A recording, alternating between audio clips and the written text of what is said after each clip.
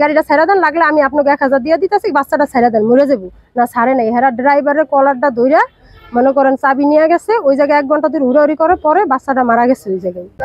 অ্যাম্বুলেন্সটা যদি সিন্ডিকেট না থাকতো তোর তো আটকাইতো না কেউ।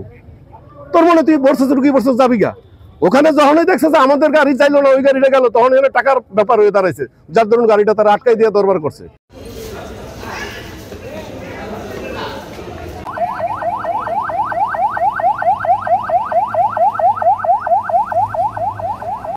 আমার ওয়াইফ অনেক অসুস্থ ছিল, এখানে সদর হসপিটালে ভর্তি করার পরে এখান থেকে রেফার করছে ঢাকা মিটফুট হসপিটালে। তো আমি তাড়াহুড়া করে কি করব, এখানে 6000 টাকা 6500 টাকা অ্যাম্বুলেন্স ভাড়া চাই। তারপরে আমি ভিত্তি একটা গাড়ি পাইছি এই ফায়ার সার্ভিসের সামনে, আমি বাসা থেকে আসার সময় আমি ওই গাড়ি নিয়ে আসছি। আসার পরে ওই গাড়িওয়ালা বলতেছে, ভাই আমি ওইখানে ঢুকতে পারবো না, এখানে সিন্ডিকেট আছে, ওরা আমারে মারবে ধরবে। বললো ভাই কম টাকা একটা গাড়ি দাও, রুগী গরিব মানুষ, যতটুকু কমে দেওয়া যায়। তাই আমি কম টাকা একটা গাড়ি দিছি এখানে, তাই সে রুগীটা উঠেছে গাড়িতে, উঠানোর পর অক্সিজেন সব লাগাইছে। তাই গাড়ি সাইডে দিব, ড্রাইভার গাড়ি স্টার্ট দিছে। এর মধ্যে ওই যে তাহের দেওয়ানের পোলা সবুজ দেওয়ান ওই আইয়া আমার কি হয়েছে, আমি কই কি হয়েছে রুগী, তাই গাড়ি দিছে কেটে। আমি ভাই গরিব মানুষ, কম টাকায় গাড়িটা আমি পাঠাইছি, তাই গাড়ি যাইবো না।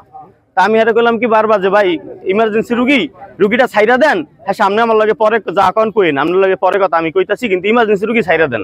আর হে গাড়িটা ছাড়ে নাই, হে 2-3 বার গাড়ি ড্রাইভার স্টার্ট দিছে, হে 2-3 বার গাড়ি বন্ধ করে চাবি লয়ে গেছে, এরপরে ড্রাইভারে মারছে। আমার বাচ্চারা ওই মেট্রোতে ডেলিভারি হয়েছে, পরে অসুস্থ ছিল, আমি খাজা হুমায়ুন স্যারে দেখাইছি, স্যারে ভর্তি দিছিল, 1 ঘন্টা রাখতে বলছে, পরে ঢাকা নিয়ে যেতে বলছি। পরে আমি একটা অ্যাম্বুলেন্স ভাড়া করছি ওই রফিকুল ভাইয়ের মাধ্যমে, খান ক্লিনিকের সামনে তো নেওয়া ধরছে মতন, ওই জায়গায় 2 জন লোক যাইয়া গাড়ি আটকায় দিছে, 40 মিনিটের মতো ওই জায়গায় হেরা উড়াউড়ি করছি। পরে আমি বলছি যে ভাইয়া গাড়িটা ছাইরা দেন, বাচ্চাটা মারা যাবে, এরা ছাড়ে নেই। বলতেছে যে আপনি এই গাড়িতে নামেন, আমাকে গাড়িতে যান, লাগলে 1000 টাকা কম দিন তবে নামেন।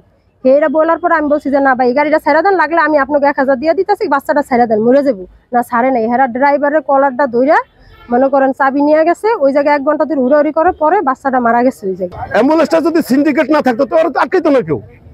তোর মনে তুই বর্ষে রুগী বর্ষে যাবি গা, ওখানে যখনই দেখছে যে আমাদের গাড়ি চাইলো না, ওই গাড়িটা গেল, তখন এখানে টাকার ব্যাপার হয়ে দাঁড়াইছে, যার ধরুন গাড়িটা তারা আটকাই দিয়ে দরবার করছে। এইটা ভাঙতইব, রুগীর বেলা কোনো দরবার নেই।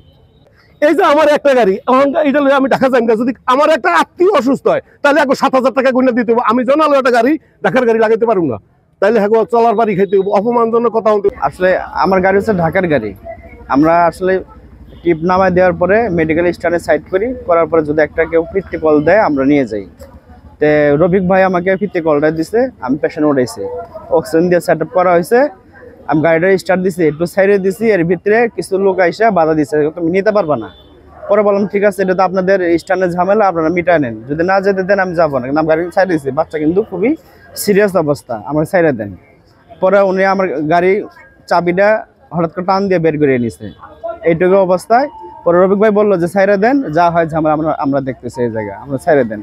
পরে সাইডে দেন, পরে দেখা যাচ্ছে যে বাচ্চাটা মারা গেছে গাড়িতেই।